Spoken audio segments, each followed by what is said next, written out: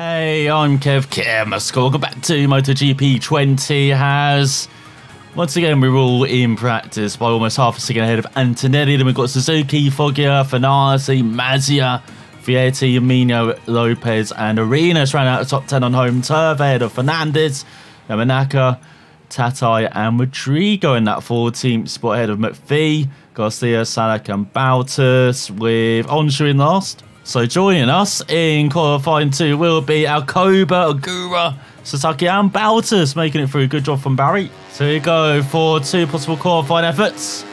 Round the Circuit de Barcelona-Catalunya in Spain. Our second visit to the country this season out of 4 visits. We've still got the Motor Aragon and Valencia the season finale to come. Well, the circuit more known for the F1 action round here, but it's held some great motorcycle Grand Prix races over the years, as well as flat out through turn 3 here. The Motor 3 machine. Including famously, of course, 2009 between Lorenzo and Rossi when the Yamaha pair went to the final corner. Battling hard. Has the circuit slightly different from that, in that we have the tight hairpin at the end of the back stretch, which is a horrible hairpin, especially on these bikes. We saw in 2019, I think it was last year, we saw lots of riders fall down at that hairpin. Unfortunately, I can't use the old left-hander though, because of a lack of run-up, if I remember correctly. But surely it's safer than using this tight corner that's coming up.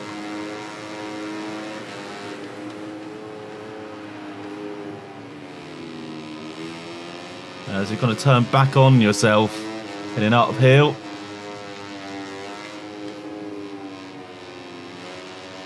And then we've got the famous Sweepers to end of that bit.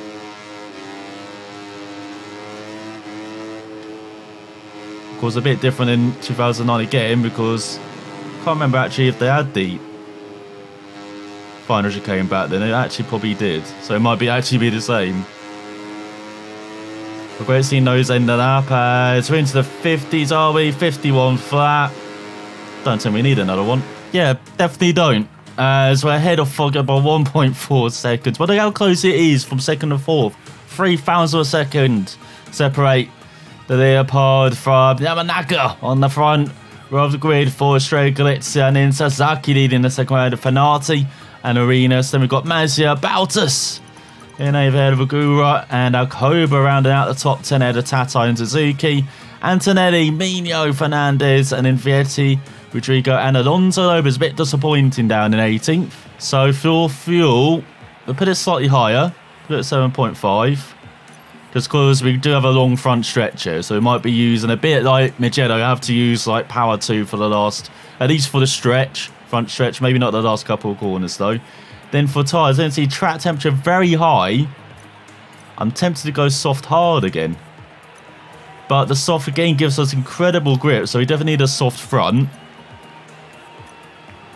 And also using soft was much quicker in practice as well, so that indicates to go softer for the race. So it goes soft medium, so we can get away with this. So let's see what everyone else has gone for. They've gone harder. Hards everywhere. Hard medium. Yamaha and Finale medium hards as well. Anyone go medium? No, doesn't look like it. Medium hard for Vietti. So we've gone totally out of sync with everyone else. So they see the track temperature, they've gone hard. We've gone for bike feeding with the softer tyres. They've gone soft again. Oh, there we go. Medium for the Austrian. Kofler. So we are revving it up then. We need a good start. That's a good start. So got on power 2 for a long stretch to the first corner here. So despite a good start, it could still be going down our inside. Like Foggia tried there. Oh, we go into the lead. Bike will lift slightly as you go uphill. To the second corner, but we're away. 2 tenths ahead of our rival last time out from Mugello. It could be another Stone Foggia show here. As Lopez looking to make Moves up the order, getting to the pointers. Oh, Foggia runs into us. What are you doing, Dennis? You saw he did not turn into me. He kind of went wide, it looked like. There's Fernandez, a superstar, up into 6th. Antonelli as well, up to 7th. As now we got the other Leopard, Mazia behind us in 2nd. As no, Fernandez. Super start for the KTM. It's all but disappeared now. As we put it down to 0, we're going to save fuel in this last section. There's also someone down, Mazia! Both Leopards down! On this first lap. Shot themselves in the foot, and Fernandez down again. Alright, It looked good for half of that rail, and then it went away. Has come out the final corner. As Antonelli up to down to 12 actually. McPhee, did he get caught up in Fernandez's issue? So Suzuki ahead of Arenas, Yamanaka, Vietti, Lopez, Mino, Tatai, Garcia, Alcoba rounds out the top 10. So a few Spaniards up there. The main home here, the main hope for this race. Mazia down the order. As we do have Suzuki 6/10 behind. So the Japanese rider, you remember your winner from Le Mans, could be hunting his 2nd victory of the season. And with a couple of title rivals down for Stone, how will we play this? Will we go for victory? Suzuki comes calling.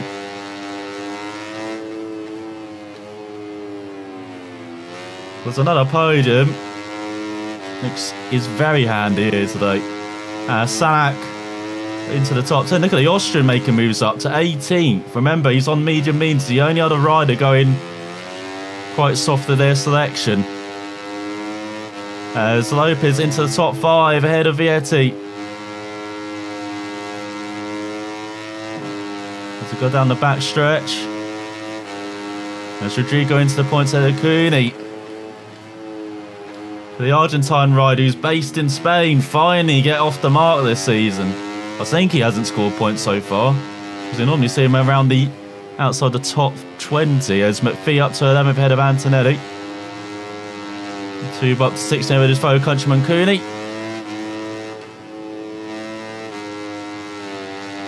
Go for the final couple corners.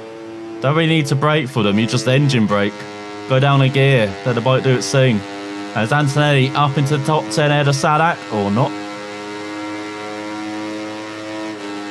It's 51.8 early on. Looks like the top 2 are getting away. Arenas leading the chasing pack though in 3rd. Antonelli rounds up the top 10 now.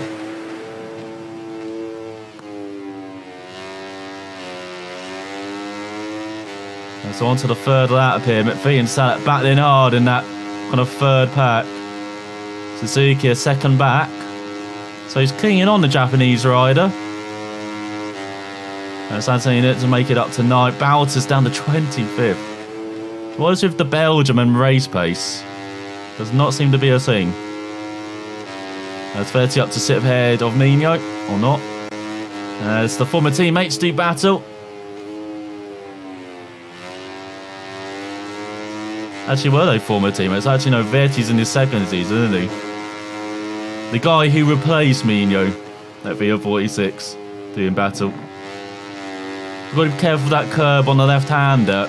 I actually crashed on that curb in practice, so... He also crashed heavily braking into the corner at the end of his back stretch. As Paoli investigating the top 20. Doesn't look like he's succeeded at this moment, as Alonso Lopez going for a home podium. Trying to give something for the home fans to cheer. Up to 4th. Maybe battle with fellow countryman Arenas for that honour. So we've got a Canadian now. Used to be Andorran Stone, but I discovered he's got a grandmother twice removed on one side of the family. So he's now Canadian. Or it could have been a cousin or an aunt. We don't know, actually. He just turned up as Canadian for the opening race of the season, so...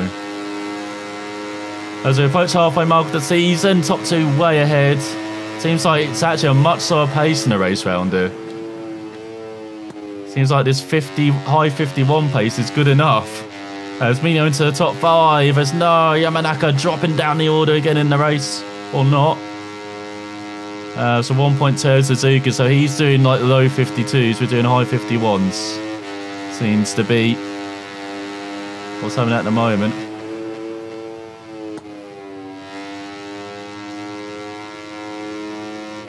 We'll have to see if the tyres go off though for Stone. So my feet up to 11th there. Antonelli's dropping down the order. We thought normally Italian is marching up the order. Seems to be stuck in the midfield at the moment. As that second split definitely is ours. Front split and third split just depends if we're in power 2. Actually, same with the last split as well. It seemed to be pretty even everywhere. Apart from that second split. There's a 1.8 up as Suzuki down. Suzuki down from second. Seems to be a cursed position here in this race.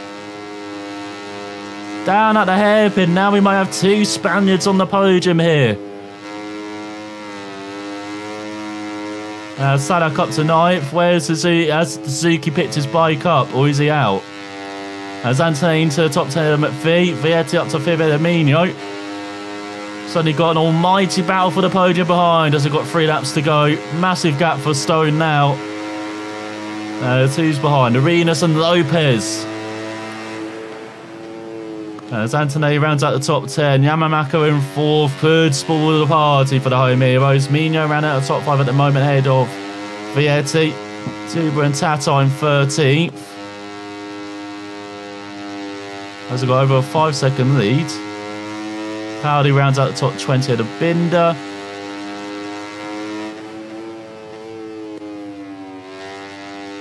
That's the South African looking for points and the Malaysian as well for the first time like this season. Very rare for them. Let's Lopez up the second air of Arenas.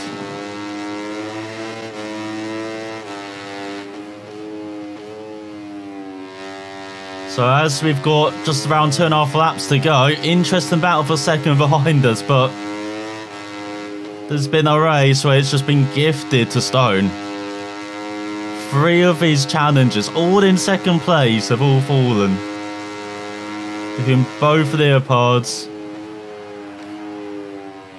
And in Suzuki, at that spot, I told you it's a dangerous spot, that hairpin, for these bikes. I'm not joking at all. And we've seen 3 riders go down there this race. Mazda on the opening lap. Fernandez as well, I believe, at that same corner on the opening lap. 1 of 2 falls for the unfortunate Spaniard. And then Suzuki on that last lap. Shall we have some fun? Put it up to mix 2. You can see lap times dropping, but we've got a comfortable enough gap here. Just trying to protect it as Lopez and Arenas got a bit of a gap behind. And it's like to the Yamanaka, who's set for a top 5 for the first time this season, I believe, for the Japanese riders. Anthony back with Alcoba over 8. As the gap 5 seconds behind. Or Mino is going to push him out of that 4th place. There's Salak. Up to 10th head of McPhee. Be a rare top 10 for the young Czech rider as well. Be very good for him. No longer got the experience. Kornfeld alongside him. He retired from Moto3 from motorcycle competition in the off season. He's got Arbolo now up to 16th head of Tata. You would have expected the Spaniard to be getting points here in his home race, but unlike his wildcard appearance, it seems to be vanishing from in front of his eyes, unfortunately. The Red Bull Rookies Cup champ.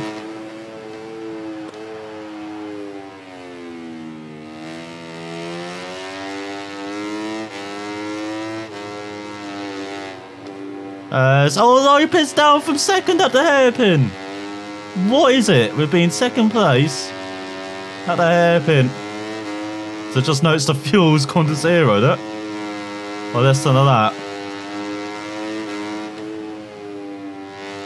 Time to save some. On to the front row. Antonelli up to 8th then. Ahead of Alcoba. As he nipped behind, and then we're going to have 2 Spaniards. And the Bowman Stone sets the fast at 51.7. We'll be running in 0 for most of this last lap. But now Arenas is holding off Mino for second. As we've got Pauling, Cooney battling over 19th. Vietti up to 4th ahead of Yamanaka. Got Tuber up to 12th as well. Suzuki is scoring points up to 30th ahead of Agura and Tuber, its fellow Japanese riders. So at least he's retrieving some points after that mistake on that 4, but 4 riders crashing out from second. Watch out, Arenas, on this last lap. Hopefully there's no oil at that hairpin for you, as we've got half of that to go. Stone, you can probably hear just cruising round it on his last lap. I think we've got enough fuel now.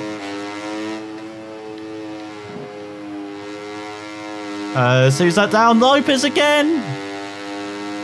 In the middle sector, that might have been where Fernandez went down. Couple of Spaniards having a dreadful day in their home race. As Rodrigo up to 14th now, he is definitely going to score in points, the Argentinian rider. Tatai maybe has got a 7.5 second gap behind. Suzuki's going to get a miracle top 10 ahead of McPhee. Actually looks like Lopez still going in 16th. Having just got 1 corner to go. Paoli looking for points. Napa as well, the Italian rookie. But for Stone, he's been away from victory for 2 races. It's 2 races too long for him, as it's another win for the GoPro Honda team. It's easy victory for Stone. He really was gifted that one. 7.5 seconds ahead of Arenas. With Mina ran out the podium ahead of Fiotan and Vietti. Yamanaka holds on to the top 5. His first for Australia Glitzer in Moto3. So he got Sergio Garcia with a superb 6 ahead of Antonelli. Great to see that the transition from golf is working out for the Spaniards. So we've got Alcoba, Sanak, Suzuki rounding out the top 10 ahead of McPhee, Tuba, Agura. Rodrigo does score points and Arbolano grabs the final point ahead of an unfortunate Alonso Lopez. Tatai just missing out in 17th. We've got Cooney around at the top 20. As Fernandez, Mazia, Fanati and Foggia do not finish 4 retirements. High attrition rate here in Spain. As Stone has a 59 point lead ahead of Suzuki, who climbs up the second head of Foggia. Fanati, Mazia, the rest of the top 5 all crashed out for Stone. As best of the actual finishers, well, Suzuki finished in the top 10, but Antonelli in 6th, Mino in 7th. Then we've got Vietti ahead of Lopez up to 8th now. Arenas, the big winner, up to 10th after a superb podium. And then nicking further down, McPhee down a couple of places, Garcia up a couple, Raul Fernandez down 4. What a shocker for the Spaniards. Tato up 7 places but with no points. Rodrigo with his 2 now makes 20 riders out of 32 who score points. As in the team's championship, Sync 58 lead, but just 2 points over there, Leopard Racing.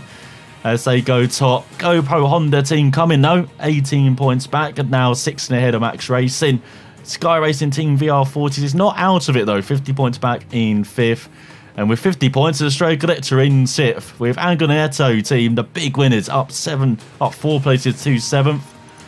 So you got K-Tim now run out the top 10 head on the team Asia. Grassini in 12th. Avinti up 3 places to 13th, but we're still with no points. This rider has been able to impose a frantic pace on today's race, and now he and his mechanics are rightly going to party. One thing I do like that I haven't really noticed in Park Vermeer is that grub you get on the kind of race suit there. Looks pretty cool. I wish it was a bit more. Actually, do they get that grubby in races? Well, I guess we've got white, yellow and blue, bright colours on there. I guess you would notice it, but yeah, just a little thing. You notice there has lots of reputation secure, contract status, give us all those credits as well, so we can actually pay the team. You've done a superb job once again. And in research data, so once again it was good. 5 valid race laps on the race sim, and we did the quick lap as well. So lots of development going into that frame. As it's only got 2 weeks left. So you might reassign staff actually. Where's research? So if we change staff, can I remove? Oh no, I guess I have to go to the other one and reassign. Okay. I might actually move him over to engine research. Actually, that might be a good idea. What is your name? You're Alessandro. Okay. Because we're a bit behind on engine research, so if you go across to there, hope that increase engine research. You don't need frame research. I don't think that'll affect that as well. Yeah, we've got 2 weeks of development, 3 weeks of development. So technical staff, we can hire someone new. I thought we hired them.